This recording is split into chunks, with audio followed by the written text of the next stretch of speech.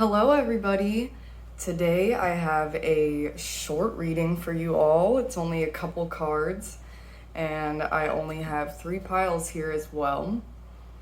So today I'm going to be doing a reading about some animal wisdom coming through, what these animals can tell you. So feel free to choose as many or as few piles as you would like. We're going to get wisdom from the barn owl today for pile number 1. Some insight from the badger today from pile number 2. And lastly is the river otter. So pick whichever pile is calling out to you. If you need to take a moment and breathe, maybe one of these animals will come to you. Maybe you'll see a vision of them. Maybe you'll hear the word owl or otter or badger. Maybe it'll say pile number 1, pile number 2, pile number 3. So listen for intuition and insight, and it will tell you which pile to choose. Let's take a moment to take one deep breath before we get started.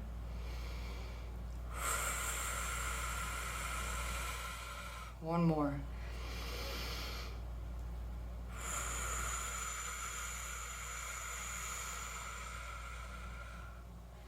All right, I'm going to start out with pile number 1, the barn owl. Let me get these other piles out of here. Okay, starting with pile number 1, the barn owl. First, we're going to read out of the barn owl's card right here. This is from the Bestiary deck by Maya Toll. And it says, Barn owl reminds you to connect with and find guidance in the whisperings of spirit that live within your own heart. This simple meditation journey will help you reconnect with your own spirit spark. Begin by getting comfortable, either sitting or lying down. Breathe in and out through your nose, allowing your body to relax. Now imagine your consciousness slipping outside of your body, stepping out of your own skin. Glide around so you are standing behind yourself. Imagine a small door behind your heart. Open that door and step inside. What does it look like on the pathway to your heart? What does it smell and sound like?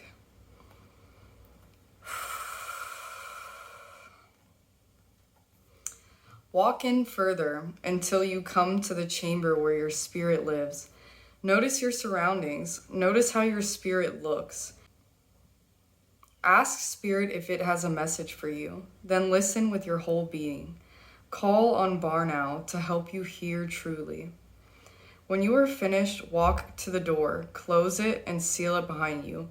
Walk back around to your front and step back into your own skin. Journal what you notice right away before you lose the sense of the journey. Yeah, so the barn owl is asking you to get in tune with your heart and your spirit, your divine intuition, and getting in tune with your listening skill, intuition listening skill, and just regular listening skill by closing your eyes, doing meditation practices, and doing visualization practices. So this is definitely something that you're going to want to do. The barn owl is asking you to listen and perform this ritual. And next it says, learning to listen.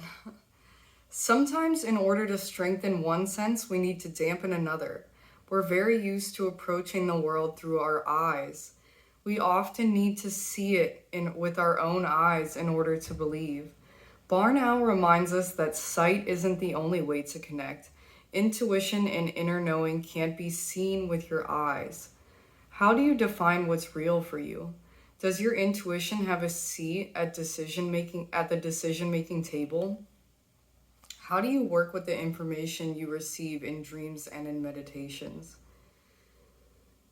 So it's basically saying, are you listening to your inner intuition? Do you brush it off and just think that it's not real or not as true as, something that has been real in your life? So for instance, maybe every time you've ever been to a certain location, it's been safe, so you think it's going to be fine this time, but your intuition is clawing at you, telling you, don't go, don't go, don't go, and you go, and then something bad happens. So you always need to listen to your inner knowing, even if something has been done the same way before. If it's telling you to do it differently, then do it differently. For me, in my life, this is just for me, but my intuition comes before pretty much anything. The only thing that would come before my intuition, but I've never had this problem, is my own personal morals.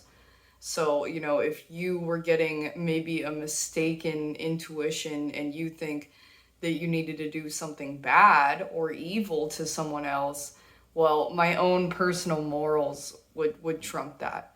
So that is the only thing that for me goes above my intuition. But it doesn't matter what anybody tells me. It doesn't matter what I want. My intuition comes first, always.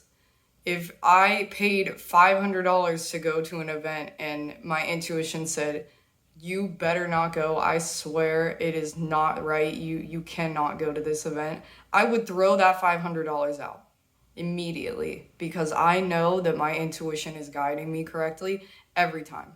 Ever since I've listened fully to my intuition, I haven't had a problem like that. Like, I even knew when the fire was going to happen to me. I knew the day before, and I actually had tarot card readings telling me that a event was going to happen to me. And just in general, I was guided and told, and when it did happen, I was completely guided as well. So even in the case of, a tragedy, an event does happen, my intuition was still guiding me in those situations. So, and like sometimes events like that do happen in your life to clear out the old. So like, I'm not saying that like, if you follow your intuition, everything in your life will be peaches and cream. That's absolutely not true. There will still be hard times, that people still will pass away. That is a part of life. But if you follow your intuition, you will be on a more easily guided path. You won't worry as much, and you'll notice that it takes you to exactly where you need to be, exactly when you need to be there, having the exact conversations and gaining exactly what you need if you follow your intuition. So that's what Barnow is saying, and it makes a lot of sense that Barnow is saying this, because the owl is a symbol of wisdom. And where does the wisdom come from but from the divine knowing? And where does the divine knowing come from? It comes from the connection between all. It's the infinite and the everything combined together. So when you tap into this divine side of you, this higher knowing, this intuition, you're tapping into something that knows all. That is why it is a better perspective to tap into that. Tap into that gut feeling, that little voice behind your ear that's very calm telling you, this is the shirt you should wear today. It's as simple as that. It's as simple as telling you the color that you should wear that day. It happens to me every day. I follow every word of my intuition. It's not the voice in your head that says, oh, drink that alcohol, let's get fucked up tonight. No, that's more your human mind speaking, for me, it's like, oh, I really want to vape. And I know the difference between my human mind, the mind that's like concerned about more surface level things. And like, yeah, what you wear seems like a surface level thing, but it actually is like, it's very important. It's like the signifier for that day. And it's like the energy that you are exuding that day. Your intuition would more tell you you should drink this smoothie, or when you're in the grocery store, it's like pick up the pineapple, pick up the blueberries, pick up this, pick up that, and it's like more geared towards like healthy. And you can really tell the difference once you get really into your intuition. You'll be able to tell the difference between the mind that's kind of I notice it for me, like with my addictions, that like human mind, it's it's a more like it feels the way that this side of you will word everything is very like, I need it right now. I need it right now. It's not like just grab that or just go there or don't do that. It's very relaxed voice, your inner knowing, your intuition, at least how it comes to me. It could be visual for you. For me, it is an auditory intuition, but it could be a body feeling. Either way, and it could also be just you focusing and noticing on something in your external world and seeing that as important in that moment, and it is. If it feels important in that moment, it is important. So I think I got everything out that I wanted to say for the barn owl card itself. And I'm going to move on to the other cards that were pulled: the Five of Pipes, the Thread, and the Tear. I can already tell you what the thread is about. The thread is about that infinite connection, as I said, with the owl being a symbol of wisdom. That wisdom is connected to knowing that everything is infinite and connected. And that is the energy of the thread. It's the weaving throughout every life and every being and every thing and every thought, and including every religion. So, if you think one religion is more wise than the other, we got to take it up another step and say they're all part of the whole. Every single thought that a person has had is part of the whole. That is the wisdom of the owl. The owl knows that it's all connected. Okay, I'm gonna open up the Tear here because I don't think I've actually pulled this card yet. This is definitely one of my newest decks. I got it back in June, so I still haven't pulled a lot of the cards in here. So the owl is telling you the Tear. It is the release. Tears are droplets of letting go. Once they begin to fall, we allow the swelling tide of emotion to run its elemental course. Often the tear is what is needed in order for a conversation or situation to break into the next level of intimacy and vulnerability. Some say that tears are so powerful in softening our egos that they open up a portal to the unseen world. Through our watery eyes, the ancestors catch a glimpse of us, and we are reminded of their eternal embrace. We sense our humanity, our humility, and we allow ourselves to be held. It is likely this card appears when there is grieving yet to do, a sinking down into disappointment or despair that, once acknowledged, will bring a shimmer of clarity to our dewy eyes. So I think it's pretty clear what this is saying. It's saying that there is grieving yet to be done. There's something to be felt that you haven't quite released emotionally yet. And crying is a beautiful thing. Like, as it said it calls on your ancestors to cry. It calls on them to be watching you and there for you. I believe that they're always there. Still, I get what it's saying. It's saying that it's like an opening up to the spirit, because it's almost like the dark night of the soul, if you've heard me talk about that before, where in those moments of sadness, of feeling lost, feeling alone, grieving someone that was very close to you or something in your life, those are the moments when you kind of open up to, could there be more? Can I connect to something else, because in those moments you're like, I need something else, you know. If you get very, very, very sad and lost and lonely, you're basically willing to accept anything that would make you feel better, and that's when you turn. And for some reason, something that's coming out to me, I don't know if it's for everybody in this section, but um, I'm getting a feeling that this grieving could have to do with a friendship. You know, you can cry over friendship.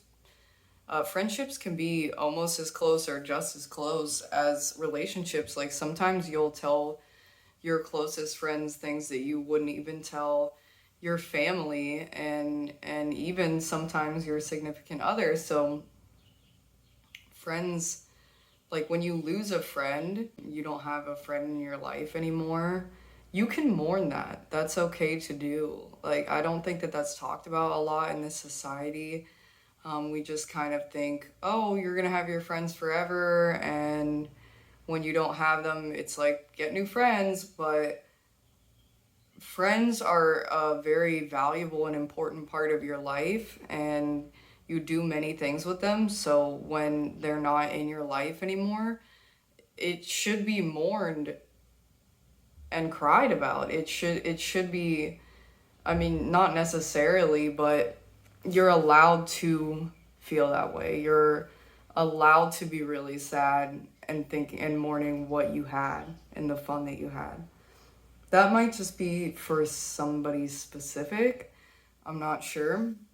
But it was just something that I was thinking about, because I don't feel like mourning and tears are talked about a lot in the sense of friendship, and I definitely think that they should.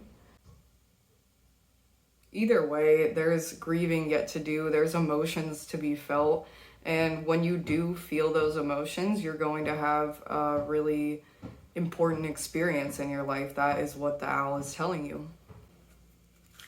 Okay, and moving on to the Five of Pipes here,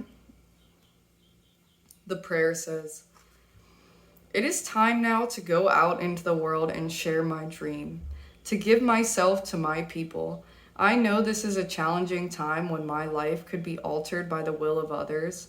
My ideas will be up for scrutiny by those I want to please. So, Great Spirit, I accept the courage to face the world, that which you have given me. I accept the wisdom to know how to expose your divine nature within me to those who have eyes to see. I am strong in my commitment that the essence of my vision will remain true to that which you have inspired me to do. I will lure the world to its divinity by nature of the love you have given me.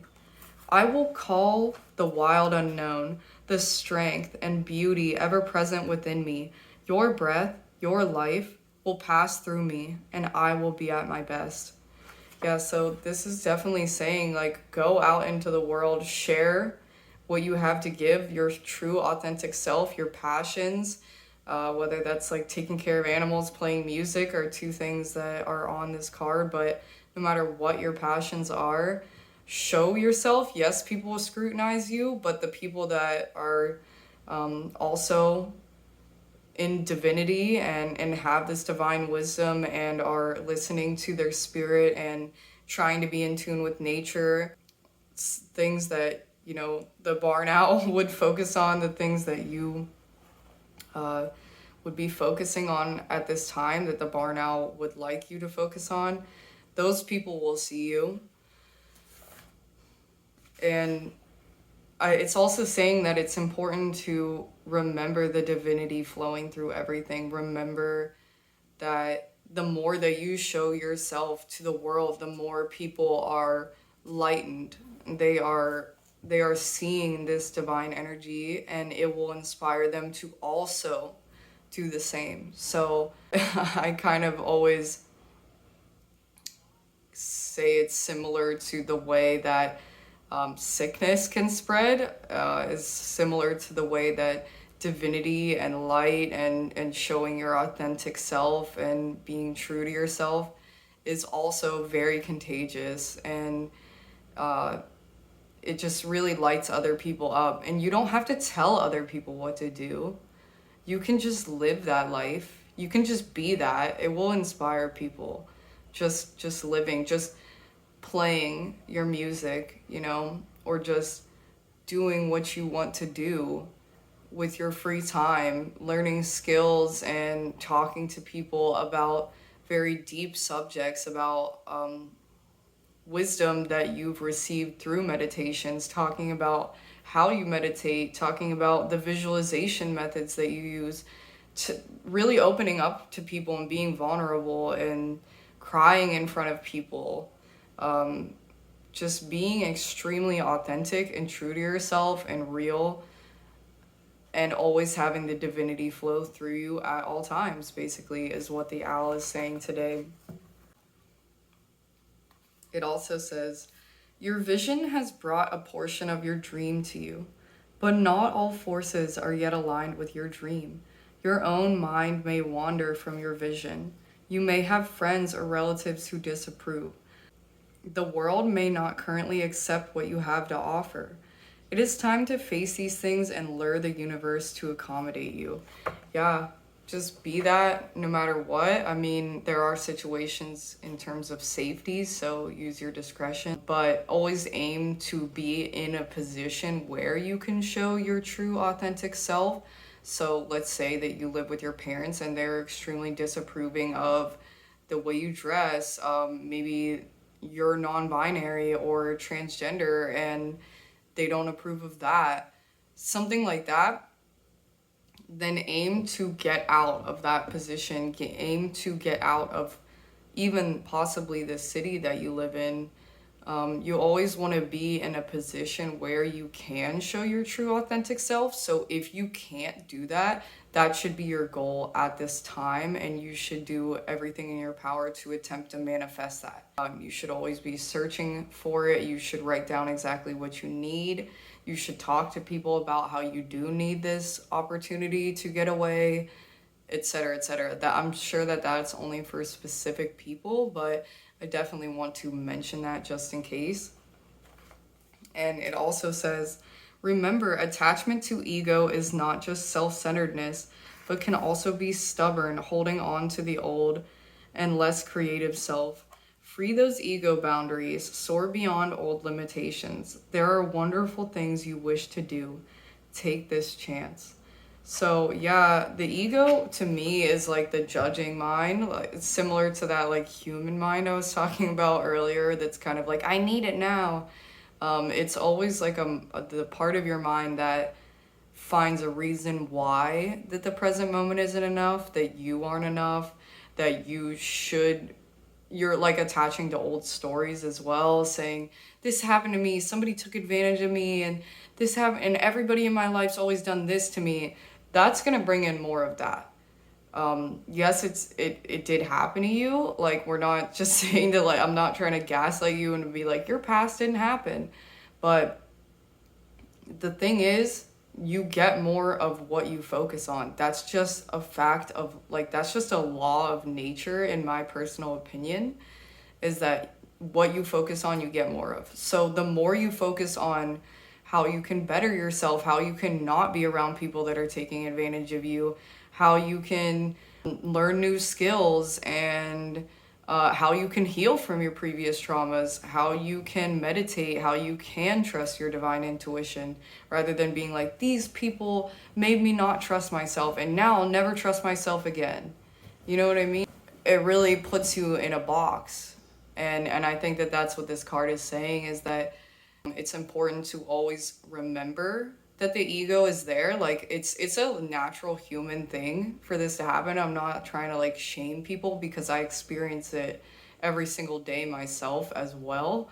I'm just saying it's important to notice it. It's important to recognize that it is not true, that there's no chance, you know, there's no chance like to get to a dead end, to box yourself in, to end the conversation with, and it'll never work out, you know, and I'll never be okay, I'll never be happy.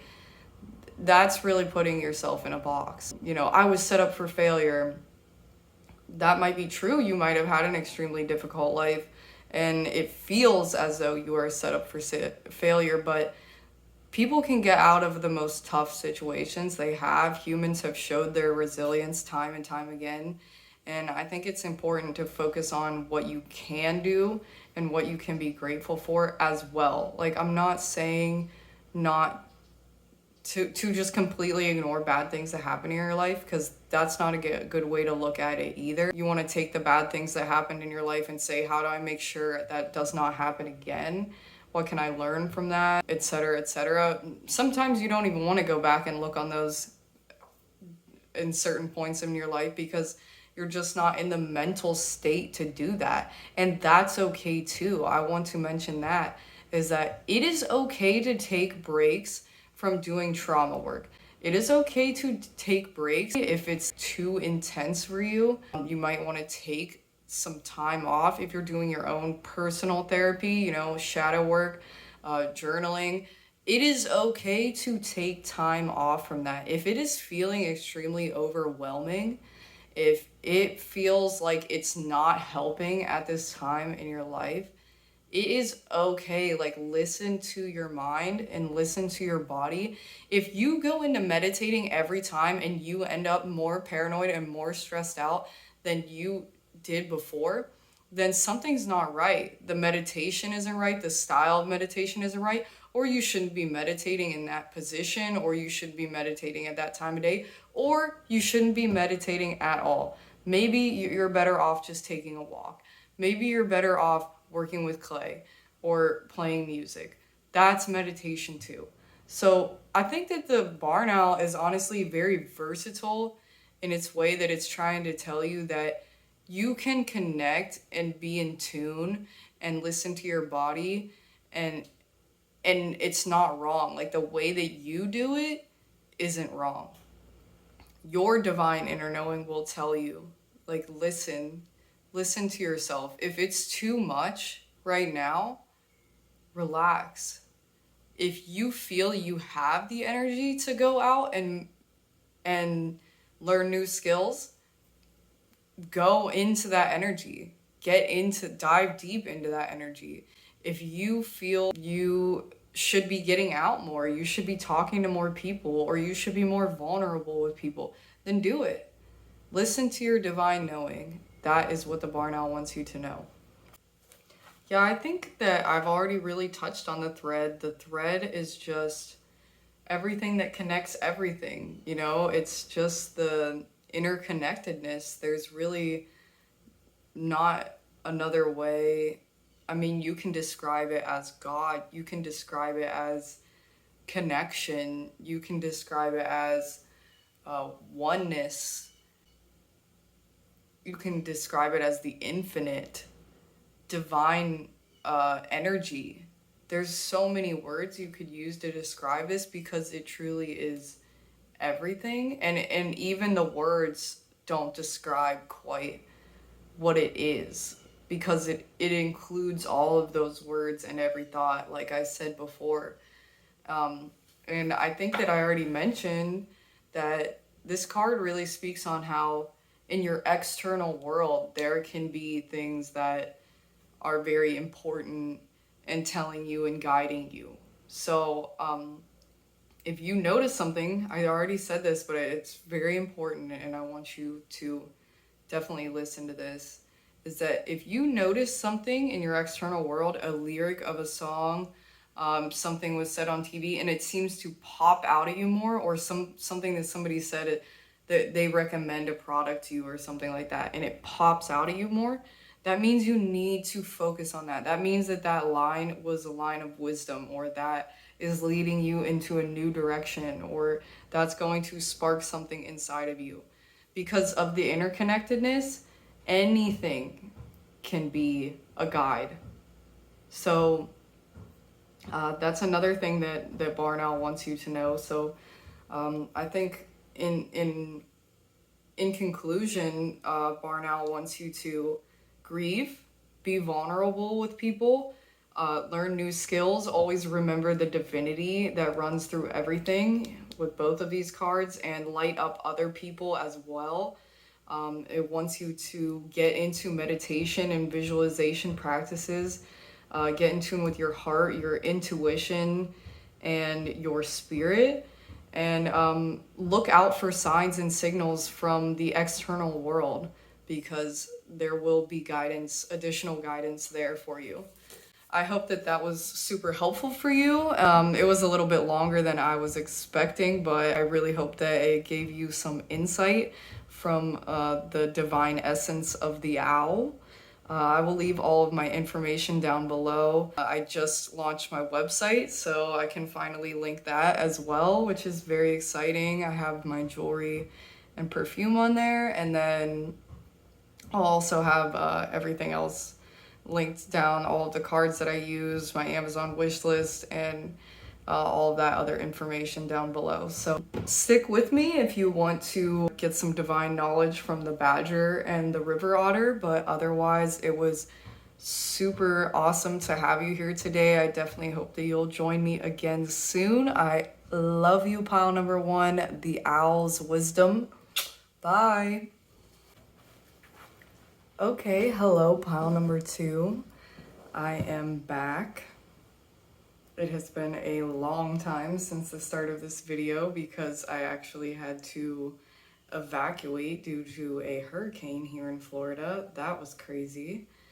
But I am back, and here is the badger. So if you chose the badger and wanted wisdom from the badger, this is going to be your pile.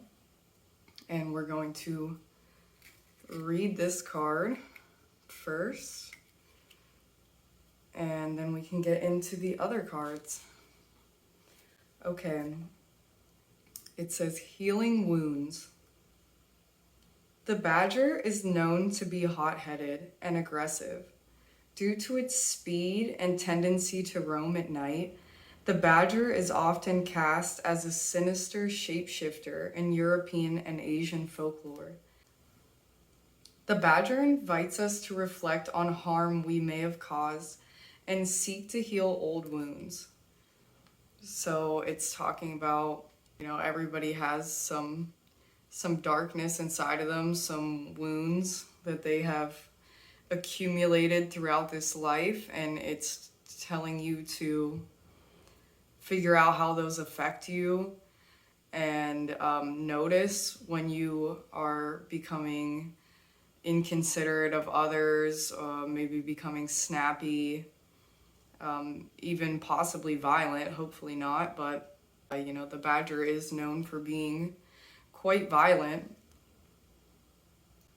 And it did mention that you are someone who tends to stay up at night, and other people might consider to be a bit of a dark, mysterious person. Not necessarily, but that's just something that the badger would connect to, because that is something that the badger feels. The spirit of the badger feels a bit seen as a bit dark and seen as a bit sinister, so that might be something you can relate to.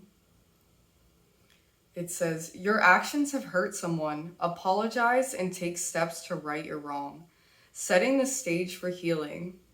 Consider whether your own wounds have led you to inflict pain on others. So that's really what I think that this card is talking about. Have your wounds led you to wound others? So it's important to really sit down, take a look at some of your most recent actions when you may not have acted in the way that you wanted to, and then you might want to journal it out or just think it out, saying, why did I act this way? Maybe write down exactly what you did just so you can get more clear. Say, is there a trigger? Is there a reason from my childhood that this happened? Is there something I can do in the future to make sure that I don't act hot-headed or act without thinking first? So I think that is what the badger wants you to focus on. And let's get these other two cards out. The Chariot and spirit fox. Got a lot of animals here. This is an animal reading. Oh, and I wanted to say, during your journaling, you might want to call on the spirit of an animal to help you, maybe even badger or another animal that you feel connected with, and they can help you through the journaling. If you feel as though doing this sort of work, diving deep into trauma, into some of the sides of yourself that are viewed as negative, if you have a hard time seeing what you've done as negative, you might want to speak to someone else, a very close friend, someone who doesn't just say, yep, you're always doing everything right. You know, I know you probably have that one friend that really checks you. So that might be somebody you want to reach out to if you want to say a situation, did I act inconsiderately here? And then you might want to mention, I think this is why.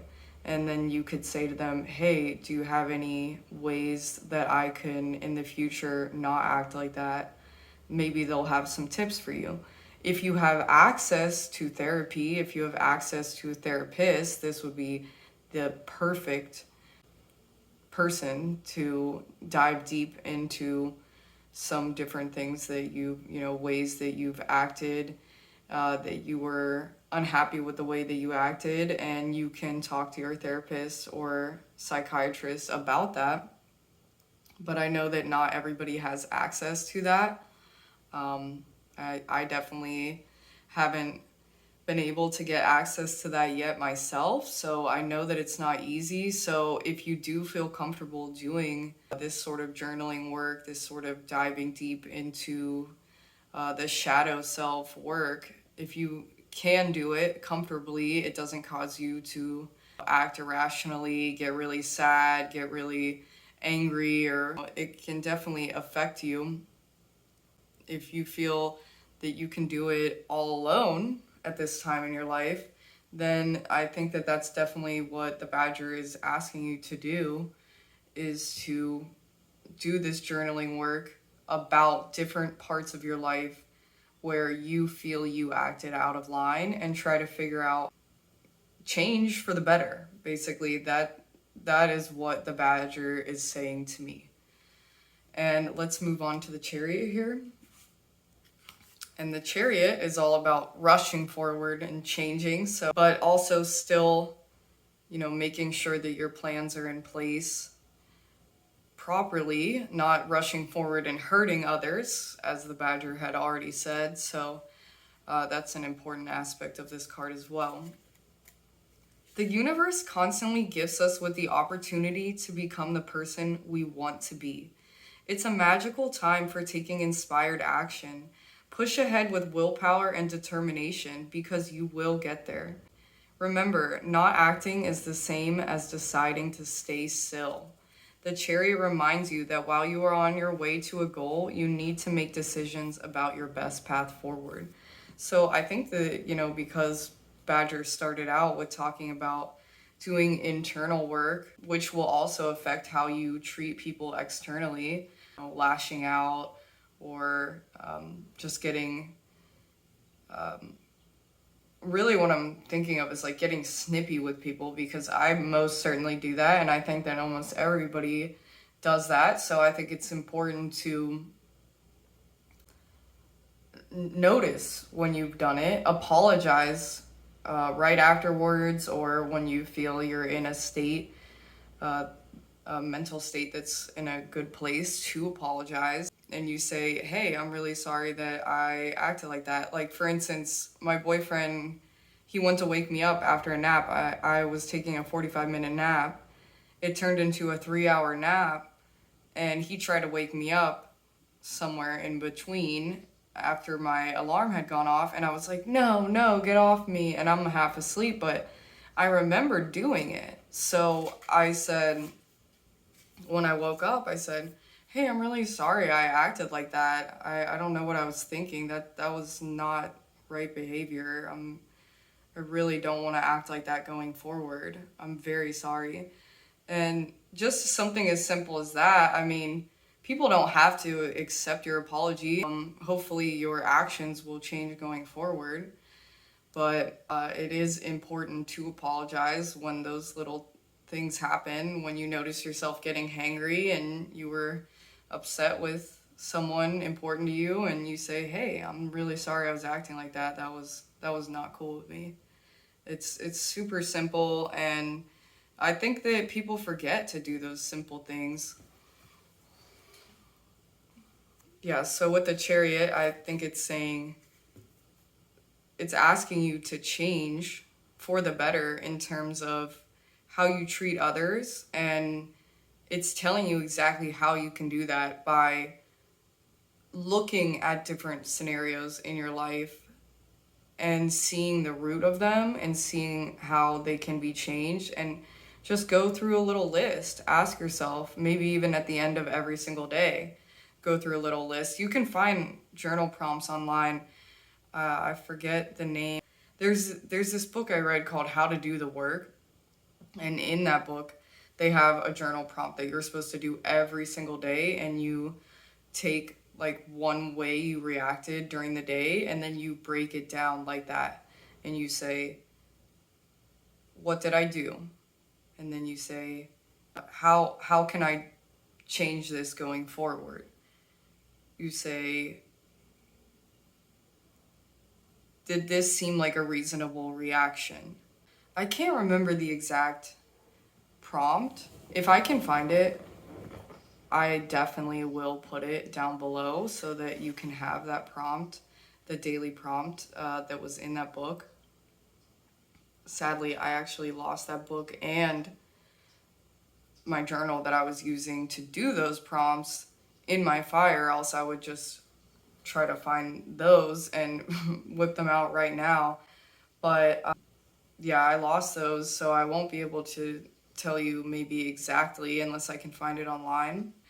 I will attempt to leave those prompts down below, because I do believe though that type of thinking, trying to get an outer perspective on your daily reactions, or even if you go into the past and look at some ones that were a little bit more inflammatory, a bit explosive.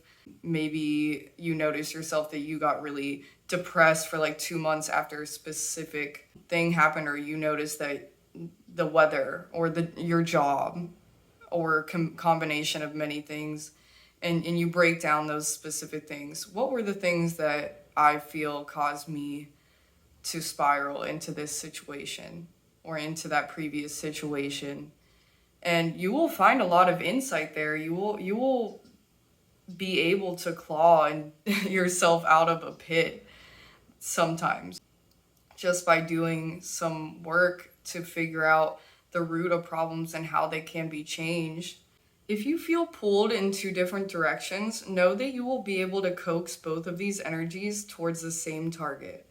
Charging ahead without paying attention to your path can sometimes be harmful to those in your wake, so take care not to trample on others on your way up the mountain. Choose the thing you really want, focus your efforts, and move swiftly. If you aren't sure what your direction is, then it's time to make some plans, align goals, and spark dreams. I choose who I am becoming, and I run toward it with conviction and consistent motion. Yeah, so it's asking you to choose to become the best version of yourself that you can be. Choose to want to treat others with the highest amount of respect, the highest amount of good in your heart. Always be aiming for that. Like one of the main key parts of Buddhism is accepting that you want good for everyone on earth. That is one of the reasons that I truly feel a deep connection to Buddhism, because I like that there's a wholeness in it. I like that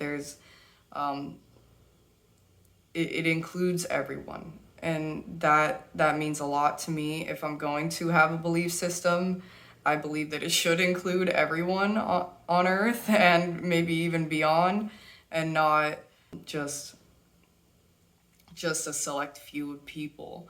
So I definitely take a lot of my beliefs from Buddhism, and I think that it's really important to want the highest good for all people. So I think that the badger believes that as well, the highest good for everything, not just people, animals, the earth, and everything, and really accepting that and taking that as part of yourself, as part of your belief system.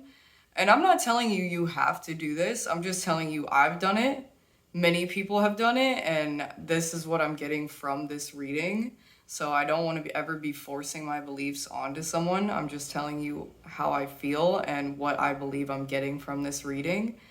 And I do believe that that is an important factor to include in your daily life, in your habits, in the way that you treat people, in your choices.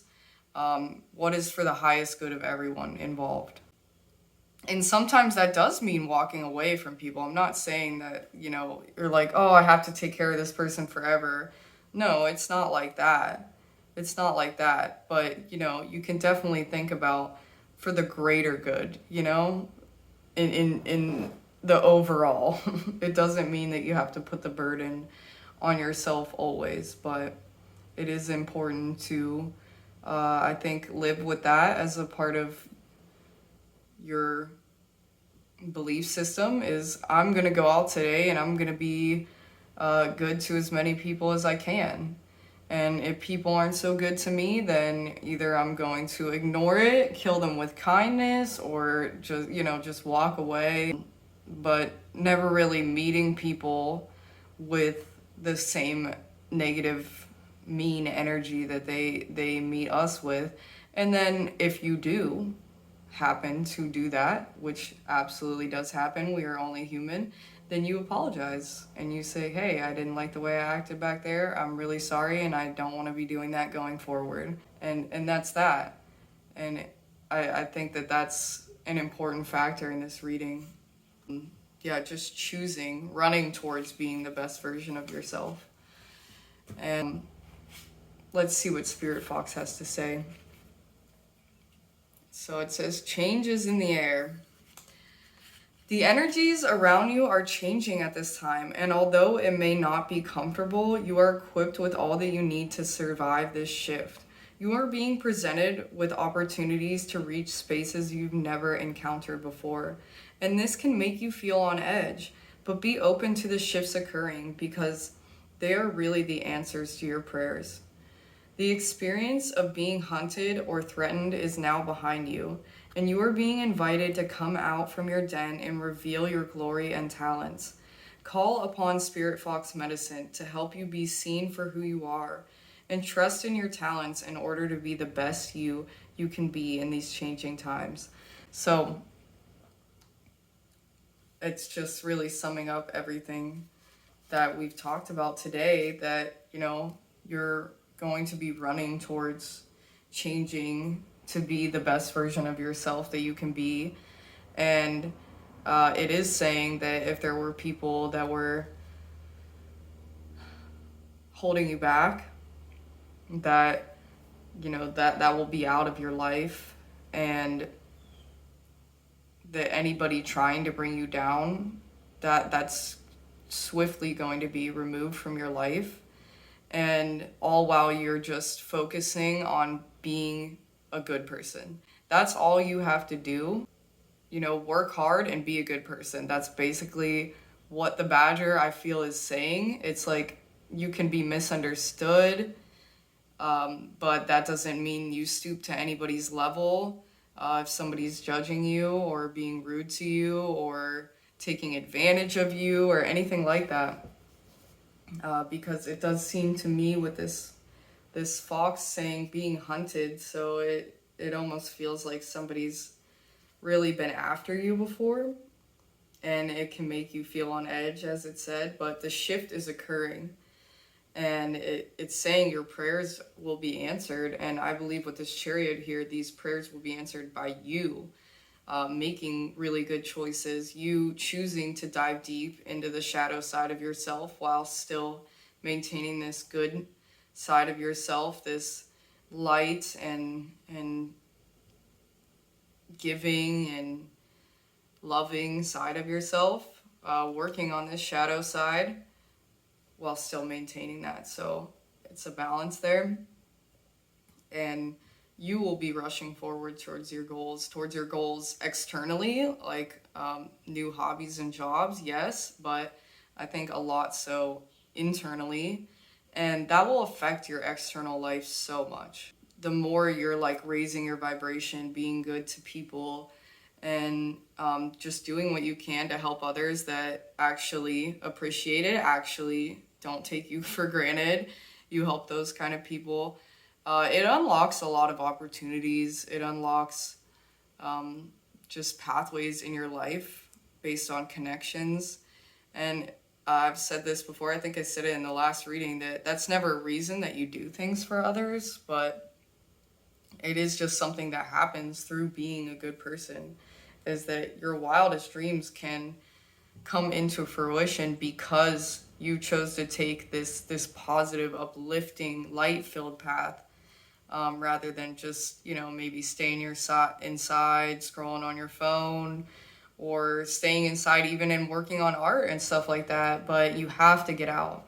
You have to get out and connect with others and be good to others, and show yourself.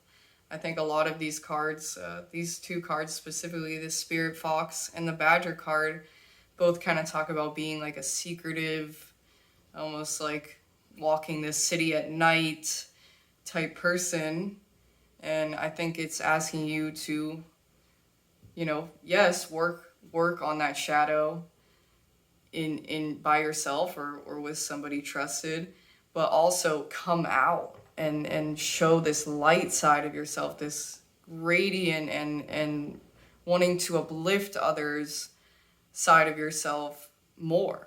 I think that's definitely what this is asking. I think that that's everything from the Badger today. I hope that you enjoyed this animal wisdom.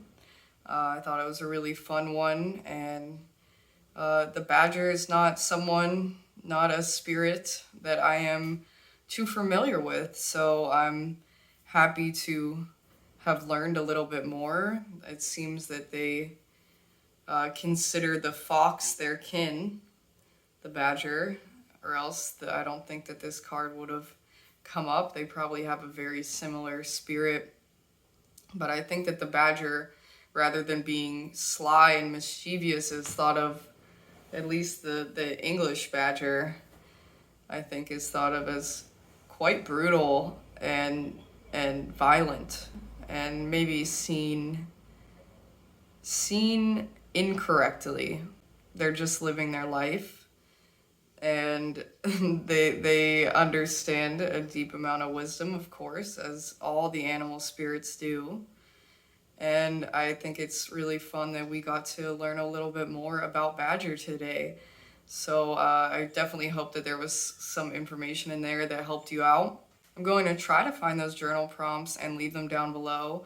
I'm going to leave my new website down below, my Amazon wish list, maybe even all of my socials. I'll start leaving those down below as well. I think that's everything I have for you today. I hope that you have an amazing rest of your day, and I love you so much.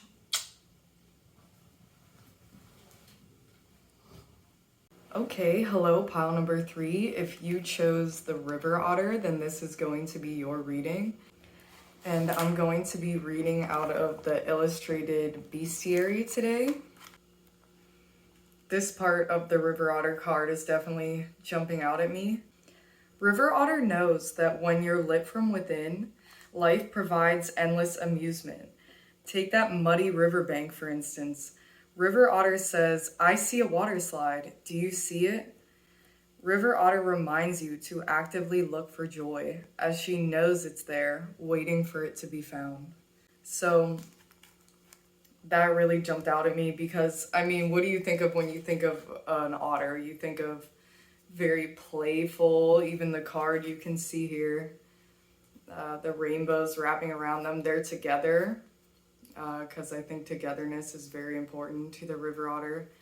But I think my number one thing I would think of is play. And it's saying that when you light yourself up from the inside out, you see the world through different eyes. You see like the sunset instead of facing the dark forest, you know? It's just a perception change.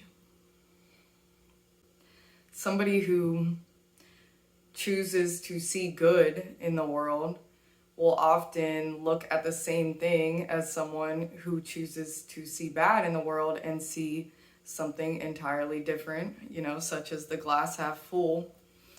But you will just notice different things. So let's say you're taking a walk and you see trash, and instead of just picking it up or moving on and noticing the sunset and the sky, instead of doing that, you choose to notice the trash and not anything else. And I think that the river otter really asks that everybody in the world takes that time to have a positive mindset, to strive for a positive mindset, to choose to see the good in the world.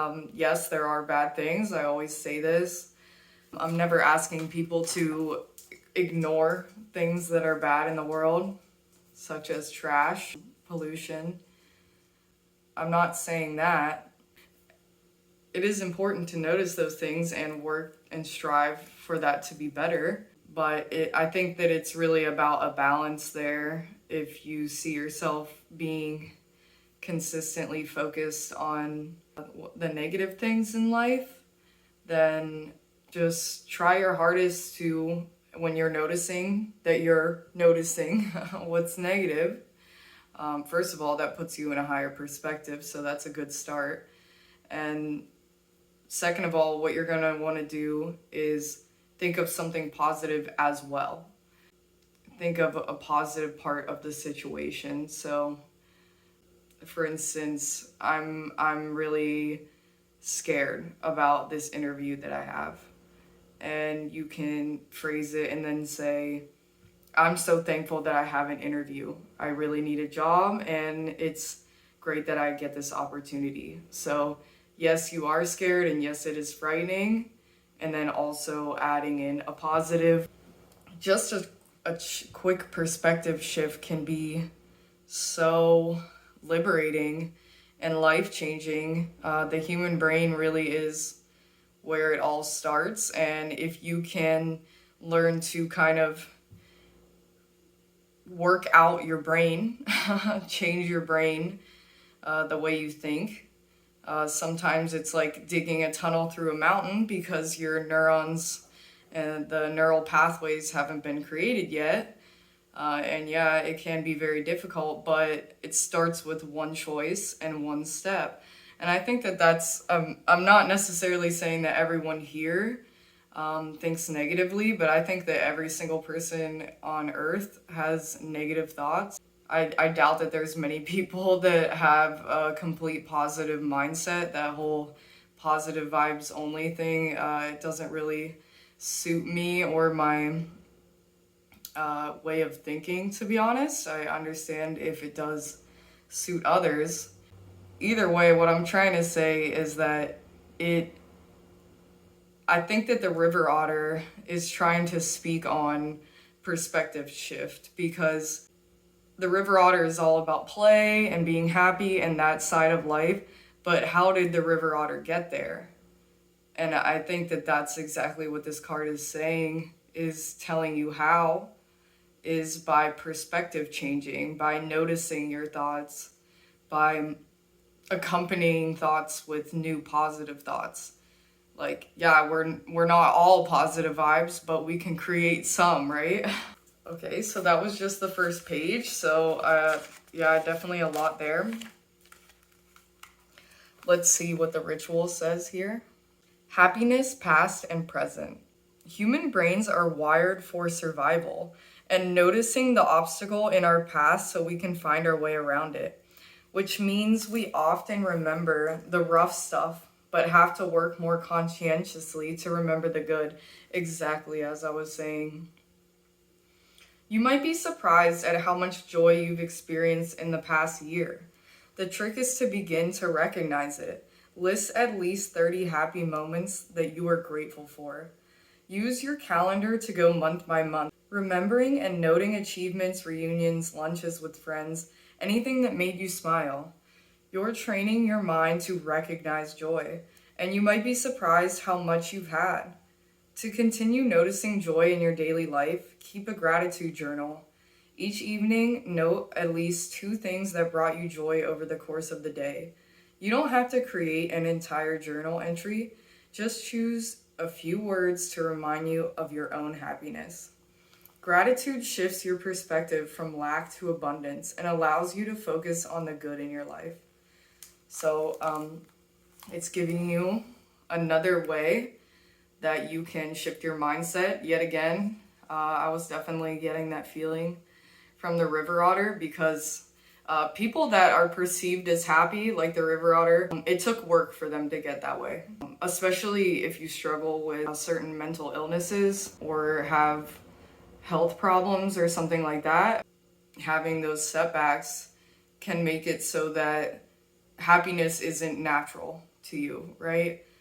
Being in constant pain, having intrusive thoughts, things like that. So it doesn't come naturally, right? That's something you have to work on. If it hasn't been coming naturally, it's not going to come naturally. Even if you don't have those certain setbacks, I think there's always room for noticing the bliss that you already experience and having more gratitude in your life. And so it told you to remember 20 happy moments in your life over the past year. And I think that that's a beautiful practice. And adding in gratitude journaling can be extremely beneficial. I've definitely done it before. I always start with the basics, like my bed, food, roof over my head, my boyfriend, my family, my friends, things like that. Even if you're in a really tough time and a difficult situation, it can help you to have hope. Okay, and on this other page here, it compares river otter and sea otter. It says that their differences teach us that any given energy has a full spectrum of expression. Sea otter expresses contented joy, while river otter has a more electric way of being.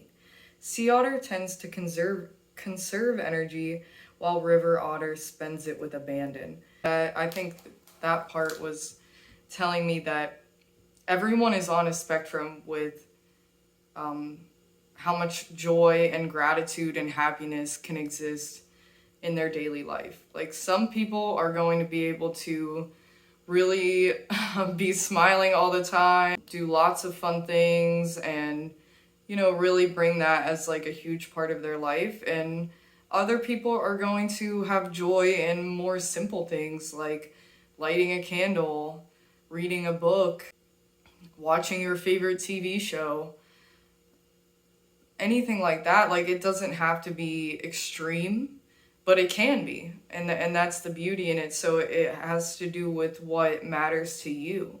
If jumping out of an airplane makes you feel alive and that's what you want to do and that's a goal of yours, then getting into a gratefulness mindset and saying, wow, that big hike I did last year was such a great experience for me, then it will tell the universe more of that, more excitement. And then if somebody writes on their gratitude list, getting my new guitar, that made me so happy. And then maybe the universe is like, oh, you know what about if somebody walks right up to you and says, hey, would you like to play your guitar in front of a couple people at a small coffee shop? Now that would really light up your life. And when you practice gratefulness for those little things that really light up your life, it tells the universe, you're grateful. That's a feedback loop. Give you more of that. You can work with the universe to get you what you need. That's the beauty of it. Not many people realize the deep inner workings of the universe, and it's still quite lost on me. how exactly it works, because you can think you want something and then the universe gives you something else and it was exactly what you needed. And it's just for you to realize that and get over the initial, that's not what I asked for, and say, wow, well, that's what I needed. And that's where gratefulness comes in yet again, saying, oh, wow, I didn't realize I needed this truck, even though I wanted a car. And now look, I can move my belongings because I didn't realize I was going to be moving. Just an example, but you get what I'm trying to say there. This other part of the card here, it says, understanding the spectrum helps you see your daily actions and emotions in the larger context of your life and helps you gain the perspective to resolve them. I think something else that's jumping out at me, and I've actually been doing a little bit of research on today, so it's funny that it comes up, is that it's very important to recognize the emotions that you were feeling. It's very important to say, oh, when I'm in a state of fear, I notice my shoulders are tensing up and there's a gut feeling in my stomach, my mind's running. And you notice the same things that happen. Then you notice, this recently happened to me, where I realized that excitement and fear for me are like pretty much the exact same thing. With excitement, I'm just revved up, amped up, excited, perfectly okay to go do this new thing. And with fear, I'm scared to do the new thing. But they both make me get a gut feeling, thoughts are racing, and things like that. So I can easily like transfer this feeling of fear into saying, I'm trying something new. Let me feel this excitement. Maybe I can turn this into excitement. And it's just, I think, important to really notice your bodily feelings during certain emotions and recognize them. Because if you're not noticing what emotion you're having, then it will be very difficult for you to work through this emotion at a later date. Or if you wanted to journal it out, if you want to just talk back and forth in your head and figure something out with this emotion, it's hard to actually, I like to call it like sitting down and talking with your emotions like they're an old friend. It's hard to do that if you don't name the emotion. If you don't say, ooh, I'm feeling angry right now, and then you get deeper, why am I feeling angry? Or if you're doing it later, why was I feeling angry at that moment? What caused it? And then you get to the cause, and then you say, why did that trigger me like that? And then you say, oh, something from my past. It made me think of something from my past. Well, why is that wound still existing? Because I haven't worked on that. And you just keep going. You ask yourself questions until you get to the root. You just keep asking questions. You can shoot off questions, 3 or 4 different questions just from one question. But it's important to really get to the root. You're going to find many, many, many new things about yourself. And I think that it all, through shadow work, and I think that it all starts with naming that emotion and understanding your body, understanding what happens in your brain and body during these emotions, because that's really where it starts. I think most people, they understand how their emotions affect them, but I think for others, that can be really lost on you. You don't even know what you're feeling. I know I've asked certain people, like, how does that make you feel? And they just say, I don't know.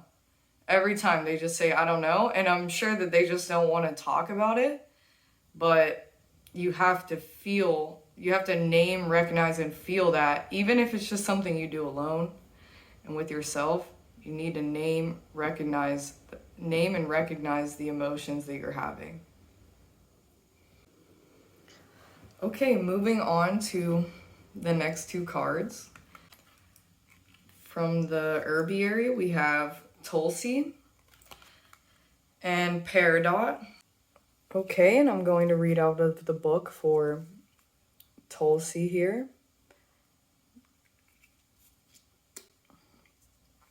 The bottom of this card says, your soul is fed through your body's senses. So that really jumped out at me because it has a lot to do with what I was just talking about, with feeling your emotions through your body and recognizing how your body feels during certain emotions. And just to build on that even more, I think it's just important to get into your body, feel your body. When you're feeling a bit lost, when you don't know what to do, just take a moment to center yourself and try to get, if you're not used to getting inside of your body to feel the sensations that you're feeling through your body, then you can just start by doing a bottom to top scanning meditation where you basically just close your eyes, lay down or sit down, and you'll start with your toes and you'll go all the way up and you'll try to feel what your toes are feeling and up, from the knees to the hips and the abdomen all the way up to the top of your head, and just do each one by one. And this will be a really good practice for you to understand trying to feel from your inside out and really isolate each section of your body so you can understand the feelings that it feels more. Especially if you have some pain, it can be very useful to do this.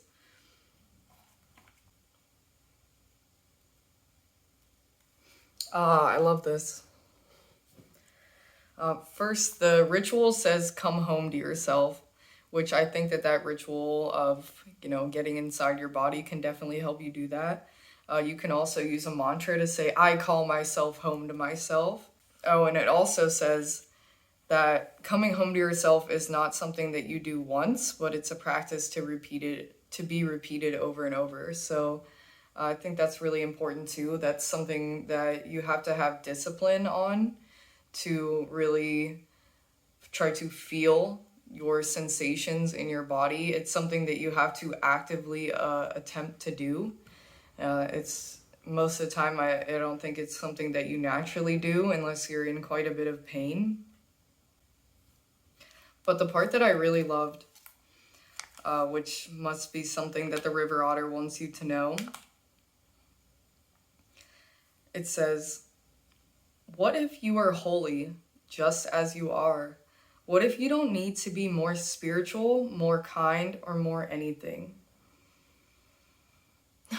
That is so beautiful.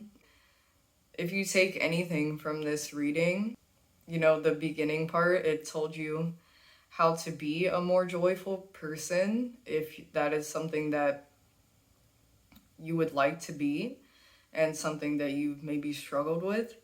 Then there's an indication on how to change your perspective.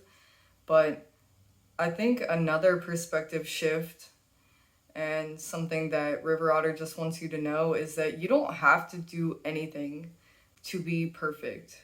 You are perfect just as you are. You are part of the infinite and the everything that exists. And, you were made. You were divine. You connect, you flow.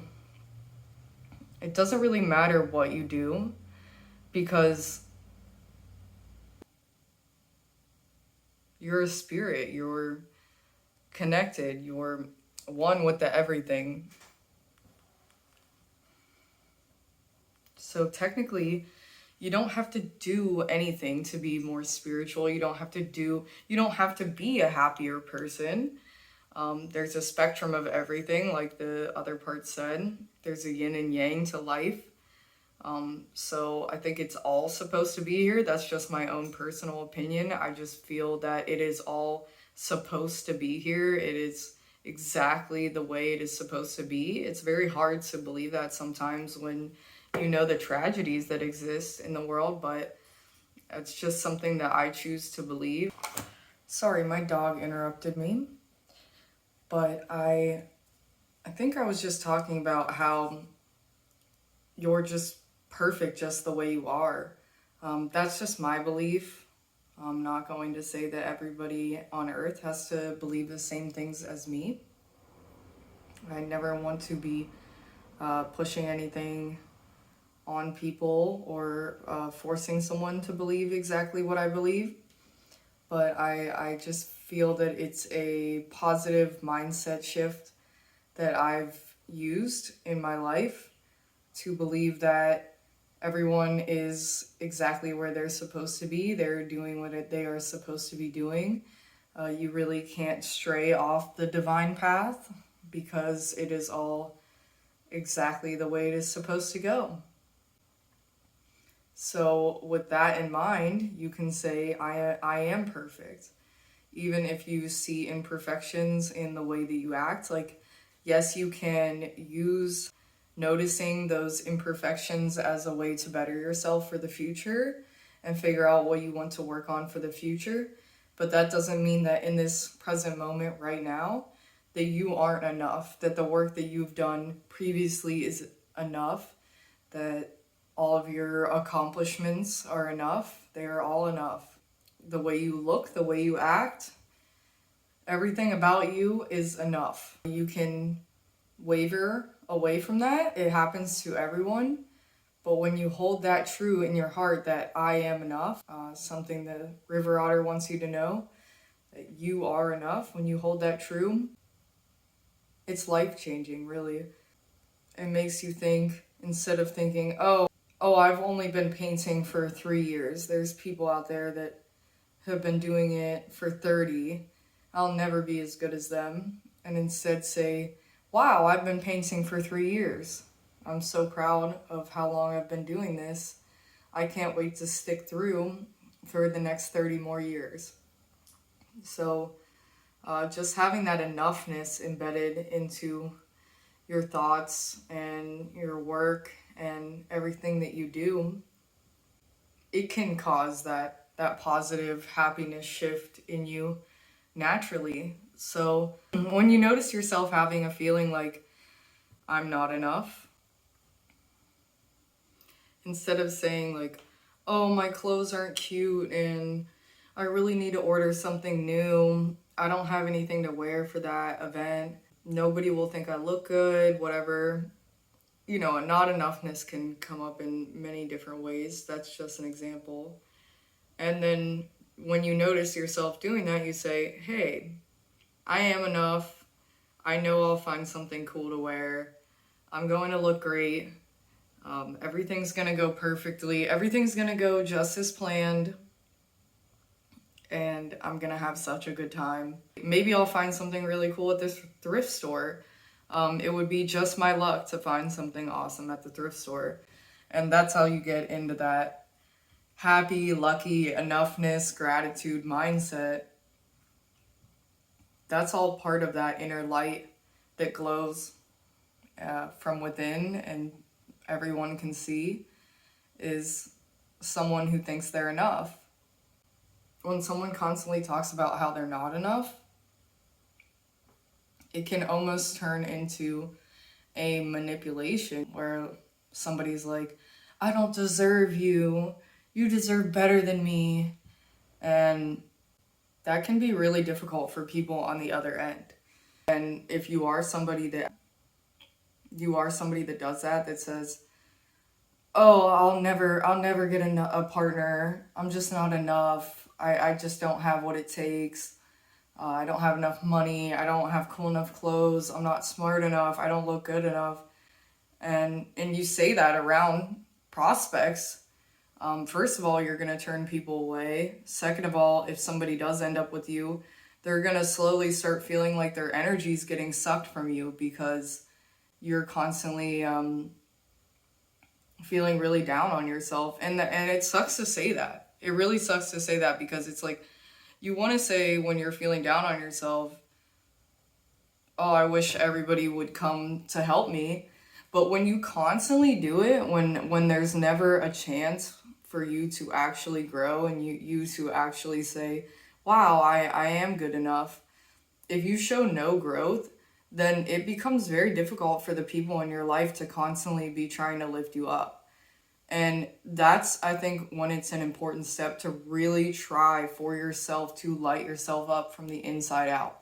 That you have to do that. You can't count on other people and little breadcrumbs of confidence or, likes on the internet or whatever it may be that gives you that just like shred of serotonin that thinks that you're enough. You can't live your life just like gripping and waiting for the next person to say, no, you're not, you are enough, you are enough. You have to find that from the inside out. And of course, by being enough, you know that wherever you're at on that scale, that you're doing enough at figuring this whole thing out. You're not fucking up. You're not like a piece of shit person if if what I just mentioned is something that you've done before, where you're, always feeling down on yourself. I'm not saying that's for everybody. I'm just saying that that's something that you can grow from. That scenario of somebody that has really low self-esteem is not going to be everybody in this reading. It's just something that definitely came out for me, something that was hitting true for me with the not enoughness. I think it goes hand in hand, and it's something that I felt needed to be said for this reading. And I just think overall, like, the river otter just wants you to be happy, and the river otter will pretty much give you any advice on how you can change your perspective to be happy in life. So what I'm thinking is that if you are feeling a lack of joy, a lack of bliss in your life, call on the river otter to come into your life. Like, ask for a spiritual guide as the river otter, and maybe you want to journal saying, what does the river otter have to say to me? And then just write whatever comes to your mind. It might be a side of you that knows a bit about what makes you happy and can definitely tell you something specific just for you. And finally, we have Peridot. It is no coincidence that you are being drawn to the Peridot crystal. Peridot is a beautiful green color and associated with the heart chakra. It is also associated with relationships and healing. You are a natural teacher, and you are now being encouraged to use your natural healing abilities, compassionate energy, and love to help nurture and teach others. Being a teacher doesn't necessarily mean working in a school environment. Teachers come in many different forms. Perhaps you are already teaching your friends and family about how to handle different situations. Or you may be a lecturer, adult educator, or child carer. Whatever form of teaching you engage in, know that your spirit guides and angels are supporting you with this. Your words are very powerful. You have the ability to connect with people from all walks of life and can provide important information to those who need it. You may even be teaching unknowingly through your writing, through the words you speak, through your own positive energy, or even by leading by example. Part of your life's purpose is to heal and teach others.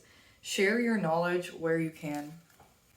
So that's the final thing that the river otter has to say to you. You focus on yourself up here and how you can light yourself up, how you can change your perspective towards more moments of joy and happiness throughout your day, feeling enoughness and gratitude and things like that. And then there's expansion coming down here saying, well, once you've lightened yourself up, and this might be something you've already completely done. You might be a very joyful person, and that really shines through. That really, really, really shines through what you do. And like it said, that can be anything. I believe that every person on earth is a teacher. I believe that every person on earth is a student. I believe that every person on earth has divine information to tell people at the right time in the right place. I don't think that any one person is more important than another. And that means that you can be a divine teacher. You are part of the infinite and the oneness. So that means that your words are powerful and they can be direct from source. And you will notice the more that you choose to do this spiritual healing from the inside out, it will affect your outer world. People will notice you doing this healing. People will notice you being more joyful, and it will be infectious. It will make them want to be more joyful. It will make them want to know what you did to change your perspective. It will, and then just in general, kids, animals, elderly, whoever you work with in an office, whatever, you will light up that space. You probably already are, I'm going to assume. I would say that with the river otter coming out, I'd say most people in this section probably are quite joyful people. And a lot of those, the advice that I said, it's things that you already know. That's what I'm going to assume. But I think that there probably could be a couple people in this group that they weren't sure, or they didn't know about these perspective shifts, or it's something they already knew, but they really need to be reminded in that moment. Like, yeah, I am going to write down 20 things that I did this year that made me happy. So I do believe that most of you already are in this state where you can be sending your light and joy out into the world. And you're affecting everybody. You're affecting everyone that even sees you, even gets near your energy field. Just by being a more lit up, more conscientious person, feeling that enoughness, feeling that oneness, choosing joy, choosing to see the beauty and the awe in life, and then choosing to be a teacher. Definitely not withholding information. If somebody has any questions about something you do, let's say you're a Reiki teacher, if somebody asks you a question, like, for instance, I asked my friend who's a Reiki teacher, well, how do you cleanse yourself? And she told me exactly how. She said you kind of swipe down your arms, and you can swipe down your legs, and you do that over your whole body. It's how she does it. And she didn't withhold that information. Like, even though she took a course in it, I didn't have to take the course to get some information that I needed. You know, there's definitely people out there, you might ask them a question, they say, oh, take my course, or you should take this course. Sorry, I can't give you that info. Be very generous with your knowledge. If someone young, somebody that's like new to what you do, let's say you're a DJ, and somebody new comes along and they say, hey, you're so amazing. Would you mind if we just sat down for a couple hours and you showed me a little bit of your method? Or you say, hey, do you mind, or their producer, hey, do you mind if you show me a little bit of your method? So, and then you would say, yeah. And that would really, that could boost you to further connections because of your generosity.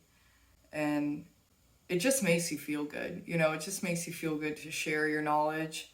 And oftentimes, whenever you are the teacher and there's a student there, you become the student all over again, because they ask some pretty good questions, I'll tell you that. Especially when they're really interested in the topic. And so I think that's everything. The otter just wants you to be happy and share that happiness with others. And I find that to be really beautiful. I hope that this reading resonated for you. I hope that you really enjoyed what the otter had to say to you today. I'm going to leave all of my information down below, my brand new website, my Amazon wish list, all of my socials, and feel free to check out some of my other videos. I have quite a few on here now, so there might be some more information for you in another video. And that's everything I have for you today. I love you so much. Bye.